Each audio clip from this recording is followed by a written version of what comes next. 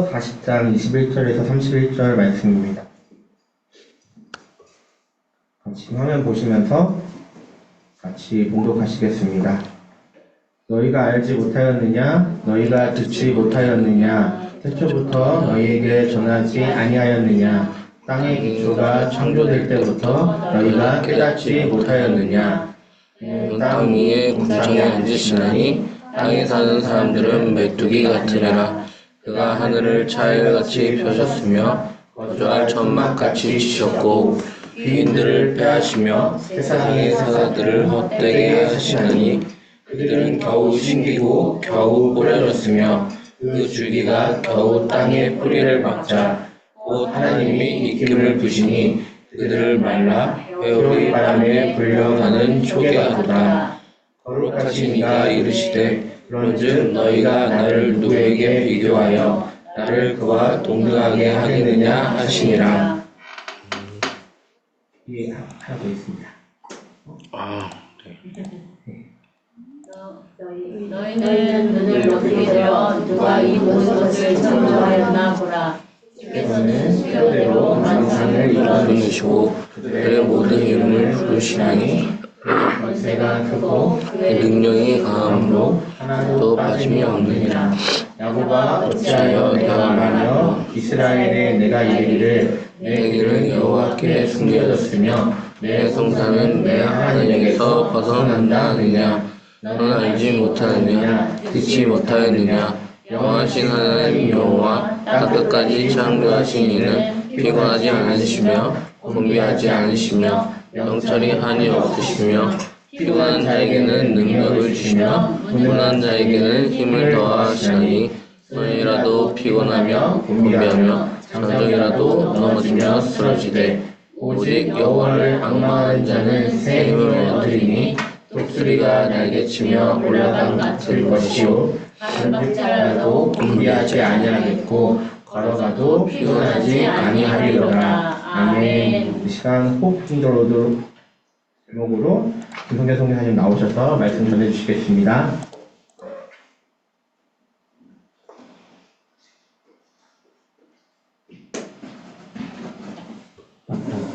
안녕하세요. 반갑습니다. 오늘 반가운 분을 딱 실제로 보니까 정말 좋네요. 한 주간 잘 지내셨나요?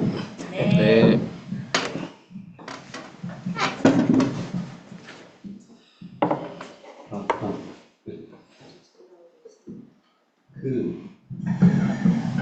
요즘 한국 날씨가 정말 좋은 것 같아요. 캄보디아는 날씨가 딱 두 종류가 있거든요. 덥고 더 덥고. 우기건기로 얘기하지만 저는 그냥 덥고 더 덥고라고 이렇게 항상 느끼는데 굉장히 살인적인 날씨입니다. 캄보디아는 몸이 녹는 듯한. 요즘 한국 날씨는 와 정말 너무 좋은 것 같아요. 여러분들도 이 좋은 날씨를 즐기면 좋겠습니다. 캄보디아의 더운 날을 맛보셔야 될 텐데 어느 나라나 역사적으로 큰 일이 일어났던 해는 모든 백성, 모든 국민들이 기억을 해요. 이 유대인들에게 있어서 잊지 못할 역사적인 사건은 587년에 있었습니다. 예루살렘이 바벨론에 의해서 그 해에 망하게 됩니다. 집도 파괴되고 성전 불에 타고 많은 사람이 죽고 난민이 되고 노예로 끌려가고 예루살렘의 모든 것이 파괴됐습니다. 그리고 상당수의 예루살렘의 지도자급 인사들이 이렇게 바벨론 제국으로 끌려가게 됩니다. 그리고 거기에서 신세 한탄을 하면서 지내게 됩니다. 그런 세월을 보낸 지 50년 가까이 흘렀습니다. 50년이라는 세월이 흐르면서 그들은 거기에 이 마이크가 아니라 이 마이크였군요. 네. 확실히 지난주와 완전히 다른 것 같아요. 좋습니다. 50년이라는 세월이 지나면서 상당수의 사람들이 거기에 적응하면서 익숙해질 수밖에 없었어요. 거기에서 돈을 번 사람들도 생기고 높은 지위에 오르는 사람들도 생기고 어렸을 때부터 부모님의 손에 이끌려서 그곳에서 자란 아이들, 또 거기서 태어난 자녀들, 거기에 디아스포라 유대인 공동체로 이렇게 성장을 하게 됩니다. 바벨론 생활의 모든 것들을 자연스럽게 받아들이는 그런 세대입니다. 자신들의 고향인 예루살렘으로 돌아가려는 생각이 이렇게 간절하게 들지 않아요. 여호와 하나님에 대한 신앙도 갈수록 옅어지게 됩니다. 조상들이 섬기던 그 하나님께서 자신들을 책임져 준다라는 그런 믿음도 없어졌습니다. 하나님 없이도 바벨론 체계에서 버텨내는 게 그들에게는 아주 중요했습니다. 우리의 일제강점기 시대와 약간 좀 비슷한 것 같아요. 일제강점기 초반까지만 해도 애국지사로 활동하다가 후반에 친일로 돌아선 그런 지도자급 인사들도 많이 있습니다. 여러분들도 아마 보셨을 것 같은데 영화 암살을 예전에 본 기억이 납니다. 보셨죠? 거기에 아주 명장면이 있어요. 전지현이 이정재에게 총을 딱 겨눕니다. 그러고 묻지요. 왜 동지를 팔았냐?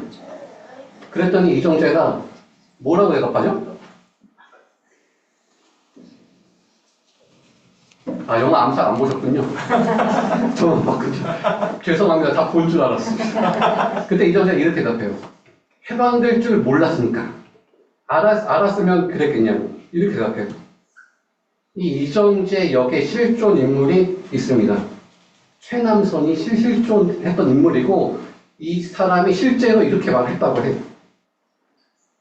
몇 년만 지나면 일본이 패전으로 끝나고 우리가 이제 해방되리라는 사실을 그들이 미리 알았더라면 나라를 배신하지 않았을 텐데. 그들이 볼 때 이 일제강점기의 구도는 변하지 않을 거야 라고 생각했던 것입니다. 그저 현실을 인정하고 지금 이 순간 나에게 어떤 것이 가장 유리한지를 계산하면서 자신들의 길을 찾은 것입니다. 바벨론 포로 네, 죄송합니다. 다 서서 이제 스탠딩 얘기해주세요. 바벨론 포로 후반기 이 유대인들도 이렇게 비슷했어요. 한마디로 이게 현실이구나 이렇게 체념을 한 것이죠. 그때 한 선지자가 나타나요. 그가 누군지에 대한 정확한 정보는 없습니다. 그죠? 텍스트로 남아있고요. 그 텍스트가 오늘 읽은 본문이 속한 40장부터 55장입니다. 여러분들도 아마 아실 것 같은데 이사야 1장부터 39장까지는 제1 이사야, 41장부터 55장까지는 제2 이사야, 그 후반은 제3 이사야 이렇게 나누거든요. 아시죠? 이 39장까지는 우리가 아는 그 이사야가 맞는데 40장 후반부터는 또 다른 이사야, 다른 저자인데 그 저자가 누군지 정확하게 모릅니다. 아무튼 그게 중요한 게 아니라 지금 이 제2 이사야가 전하는 핵심적인 메시지는 하나님의 위로를 이야기하고 있어요. 40장 1절에 보니까 너희의 하나님이 이르시되 너희는 위로하라. 내 백성을 위로하라. 어떻게 위로해야 할까요? 사람은 무엇으로 위로를 받을까요? 물론 따뜻한 말 한마디로 위로를 받기도 합니다. 어떤 경우는 TV나 유튜브로, 어떤 경우는 전문가의 상담을 통해서, 어떤 경우는 크리스천 공동체 안에서 다양한 경로로 서로 위로를 주고받습니다. 실제로 그게 도움이 되기도 하고 위로를 받기도 하지만 정말 참된 위로는 영혼의 위로입니다. 영혼의 위로는 하나님의 관계를 통해서만 주어집니다.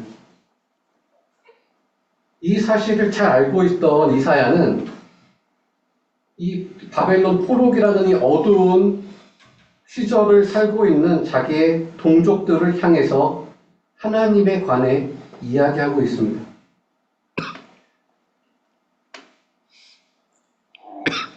오늘 40장 12절에 보면 굉장히 기가 막힌 표현으로 하나님에 대해서 하나님을 묘사하고 있습니다. 이렇게 되어 있습니다. 누가 손바닥으로 바닷물을 헤아렸으며 뼘으로 하늘을 쟀으며 땅의 티끌을 배에 담아 보았으며 접시저울로 산들을 막대저울로 언덕들을 바라보았느냐. 하나님은 세상의 그 어떤 것과도 비교할 수 없는 존재라는 것을 이렇게 표현하고 있습니다.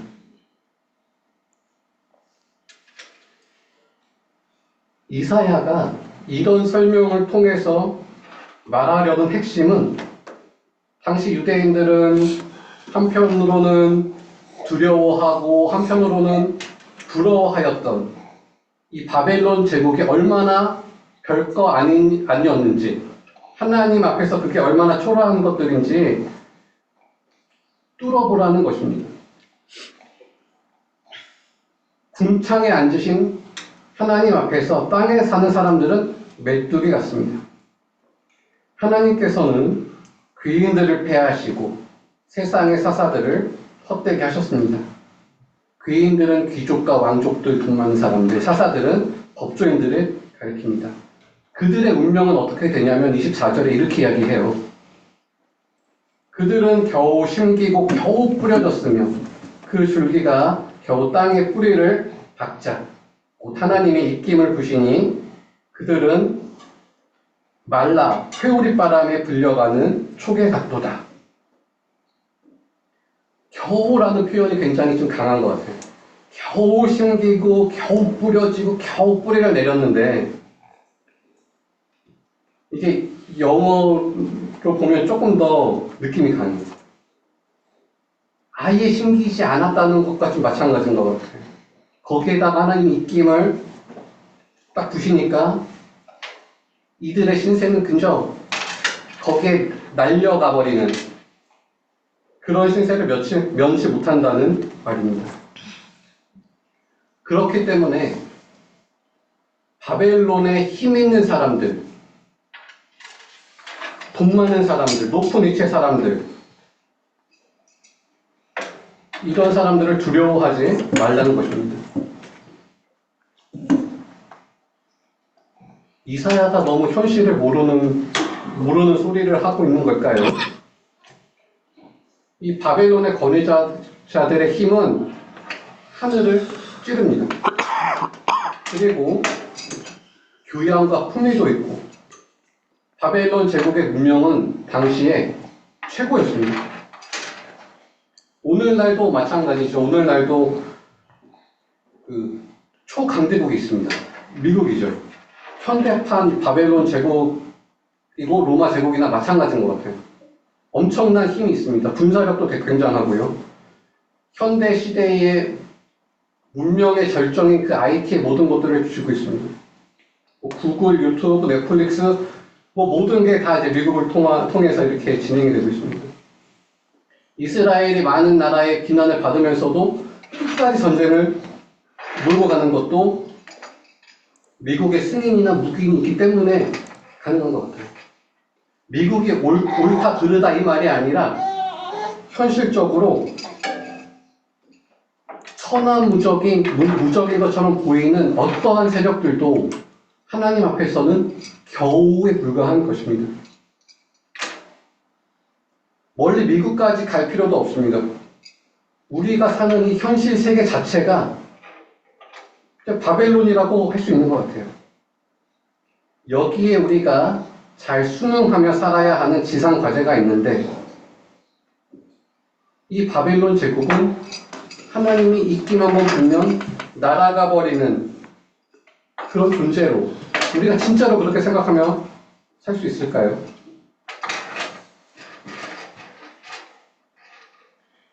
예수님께서 마태복음에 이렇게 말씀을 하셨는데,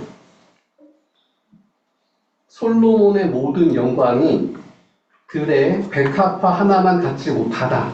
예수님께서 이렇게 말씀하신 적 있으세요? 사실 들풀은 너무 사소하고 솔로몬의 영광은 어마어마하죠.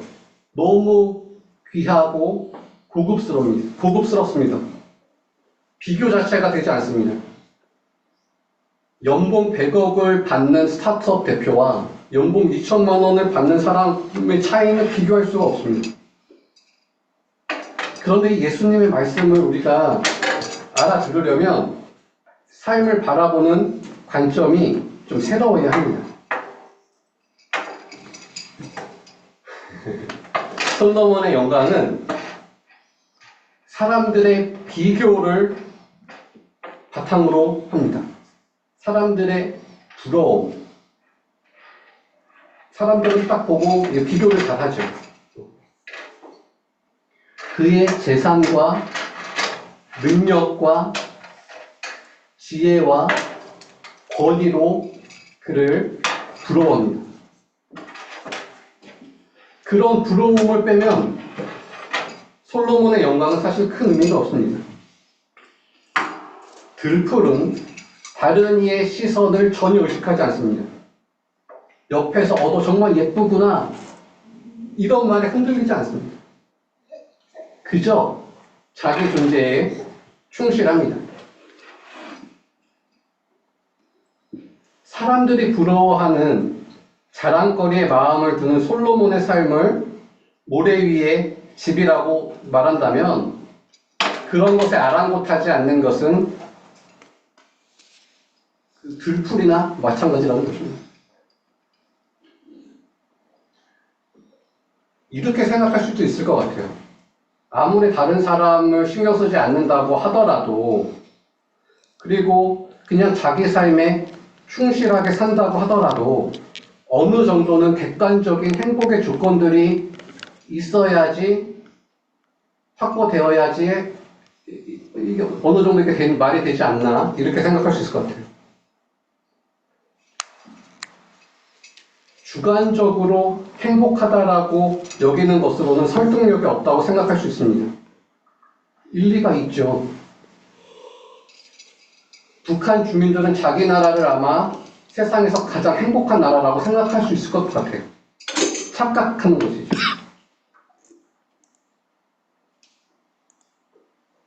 사람들은 세상이 설정해 놓은 행복한 삶의 기준에 들어가려고 애를 씁니다. 사실 생각이 있는 사람들은 그런 기준 안에 들어간다라고 해도 특별할 게 없다라는 것을 알고 있지만 그거라도 붙들지 않으면 안 될 것 같은 이 세상이기 때문에 무의식적으로 솔로몬의 영광과 비슷한 것들을 찾으려고 애를 씁니다. 우리 그리스도인들은 들꽃의 자유로움과 솔로몬의 영광 사이에서 시행착오를 하면서 중간 사이에서 살고 있는 경우가 많이 있는 것 같아요. 그리고 안타깝게도 나이가 들면 들수록 솔로몬의 이 영광은 죄송합니다. 들꽃의 자유로움은 비현실적이라고 여기고 솔로몬의 영광이 현실적이라고 생각하게 됩니다.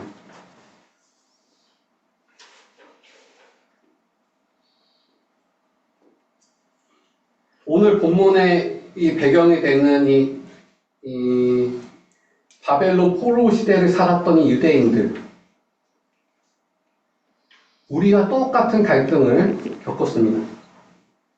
아무리 노력해도 자신들의 실제적인 운명에서 벗어날 수 없습니다. 왜냐하면 바벨론 제국의 힘은 여전히 막강하기 때문에.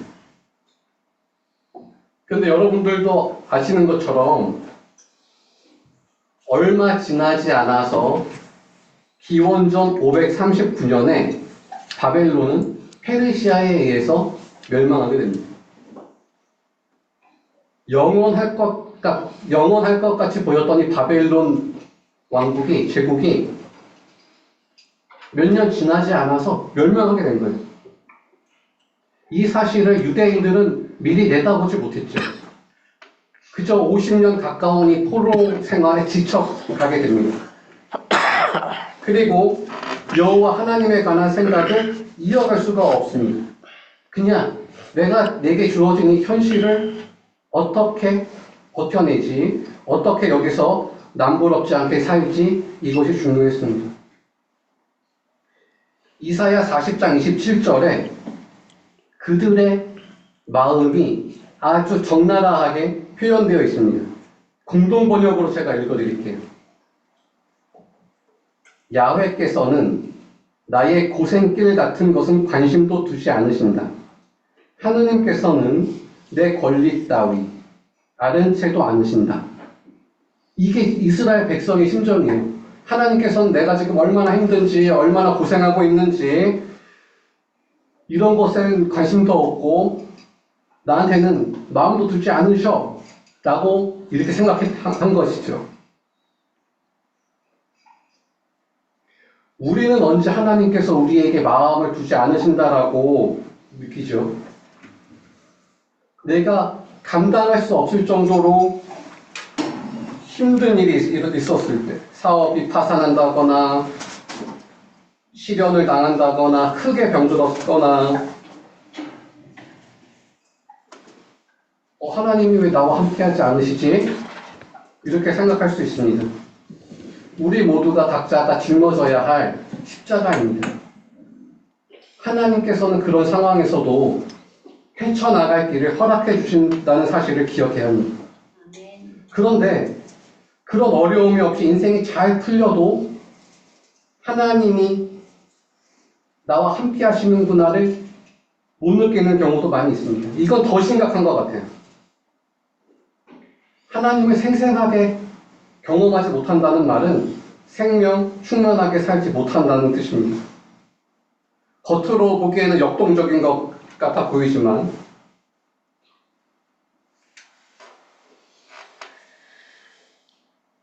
아이들 교육에 굉장히 온몸과 힘을 불사르는 어머니들이 있고요.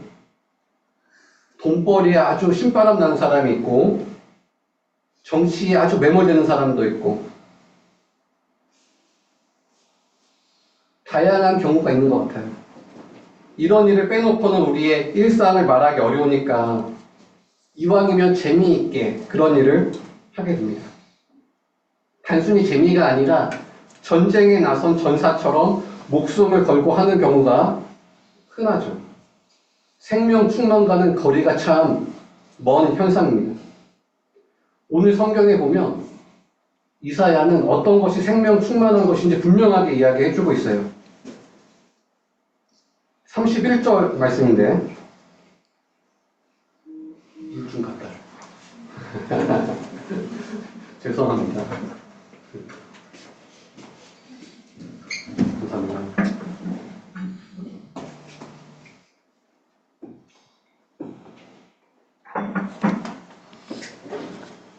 31절에 이렇게 이야기하고 있는데 오직 여호와를 앙망하는 자는 새 힘을 얻으리니 독수리가 날개치고 올라감 같은 것이요 다른 박질하여도 곤비하지 아니하겠고 걸어가도 피곤하지 아니하리로다. 앙망한다는 말은 믿고 희망하고 기다린다는 뜻입니다. 이 믿고 기다린다는 것은 참 쉽지 않은 것 같아요. 이와 관련해서 세 가지 좀 생각해보고 싶은 게 있는데요. 첫 번째는 믿고 기다리는 대상을 정확하게 알아야 합니다. 이사야 선지자는 이 성경을 통해서 여호와가 누구신지에 대해서 분명하게 아주 감동적으로 묘사하고 있습니다. 바벨론의 귀족과 왕족과 법관들을 그냥 입김으로 그냥 날려버리시는 분이시래요. 우리나라에는 조물주 위에 건물주가 있다라는 우스갯소리가 있는데 아무리 비싼 건물을 갖고 있는 건물주라 하더라도 그는 그냥 똑같이 숨을 쉬고 똑같이 먹고 똑같이 배설해야 살 수 있습니다. 매일매일 그것을 해야 됩니다. 그게 막히면 죽습니다. 우리 모두에게는 어느 순간 그런 시간이 들이닥칩니다. 자랑거리 건물과도 이제 안녕입니다. 우리가 믿고 기다리는 분은 건물주가 아닙니다. 이사야 지금 계속 12절 이하에서 이야기하는 것처럼 어떤 것과도 비교할 수 없는 그런 존재이십니다. 그냥 비교 자체가 불가능한 것입니다. 이 세상에서는 하나님과 비슷한 것조차도 찾을 수 없다는 것입니다. 두 번째는 우리가 꿈꾸는 세상이 아니라 하나님의 섭리가 그리고 하나님의 나라가 이루어지기를 기다리는 것입니다. 우리는 보통 나의 꿈을 이루는 것이 나의 이상을 실현하는 것이 나의 존재 이유라고 생각하기도 합니다. 그리고 그것이 성공한 인생이라고 생각하기도 합니다. 그래, 네가 하고 싶은 거 마음대로 해.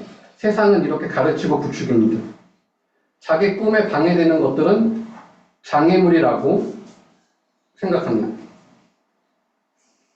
사람이 하고 싶은 걸 마음껏 하는 세상이 과연 어떤 세상일까요?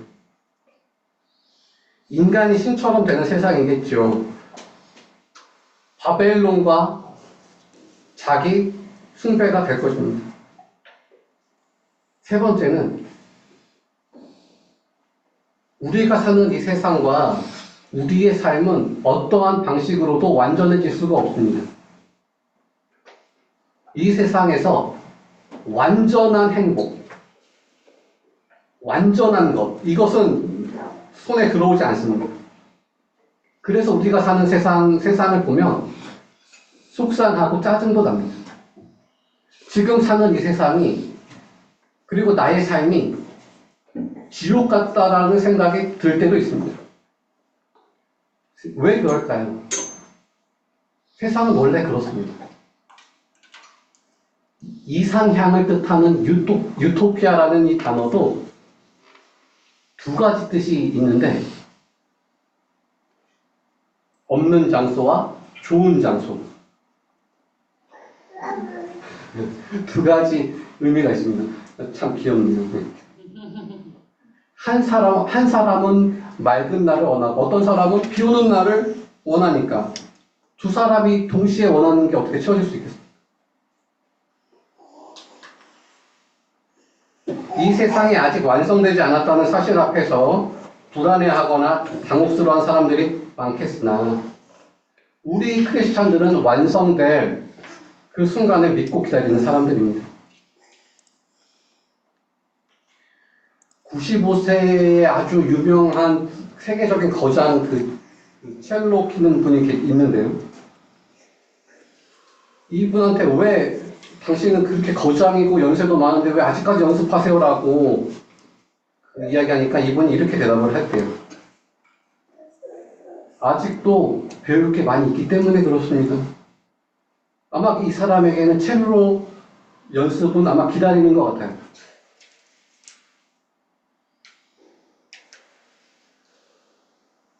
우리 그리스도인들은 유치원 종일반에서 아주 늦은 시간에 엄마 아빠가 언제 오나 기다리는 아이처럼 주님 다시 오시는 것을 기다리는 사람들입니다.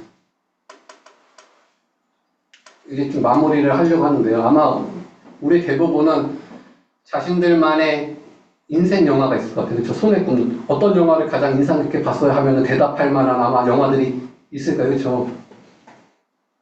저도 개인적으로 영화를 엄청 좋아하진 않지만 손에 꼽는 영화가 있습니다. 99년도에 개봉한 매트릭스. 다 보셨나요? 저는 진짜 손에 꼽는 영화인데요. 다 아시죠? 그때 태어나지도 않은 사람들. 저는 이 장면이 가장 인상적이었어요. 모피어스가 네오에게 약을 내밀죠. 빨간 약과 파란 약. 빨간 약을 먹으면 네가 그동안 궁금해한 것들을 보게 되고 안 보였던 세계가 보일 거야.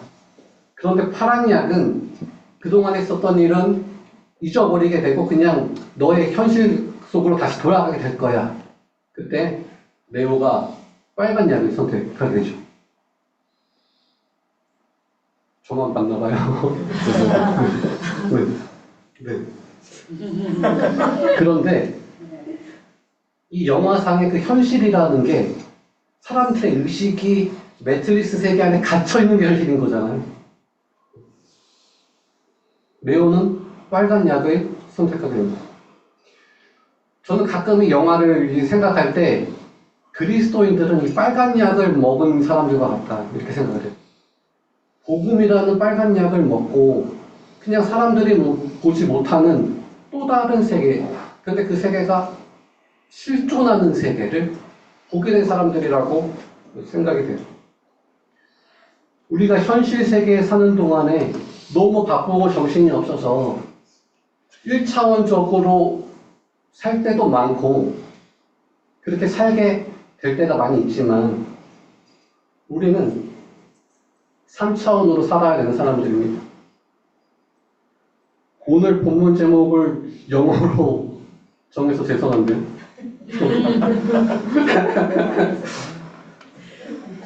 사실 이 한글 성경에는 이걸 이렇게 표현했어요. 오늘 읽은 본문인데 주를 앙모하는 자. 이게 영어 성경에는 Hope in the Lord 이렇게 번역됐어요. 주님께 소망을 두는 사람들.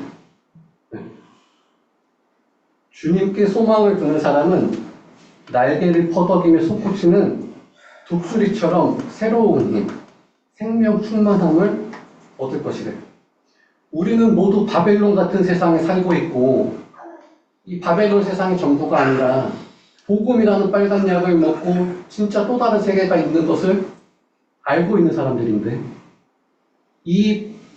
이것을 알고 있는 사람들인데 그럼 바벨론 세상에서 어떻게 살아야 되냐?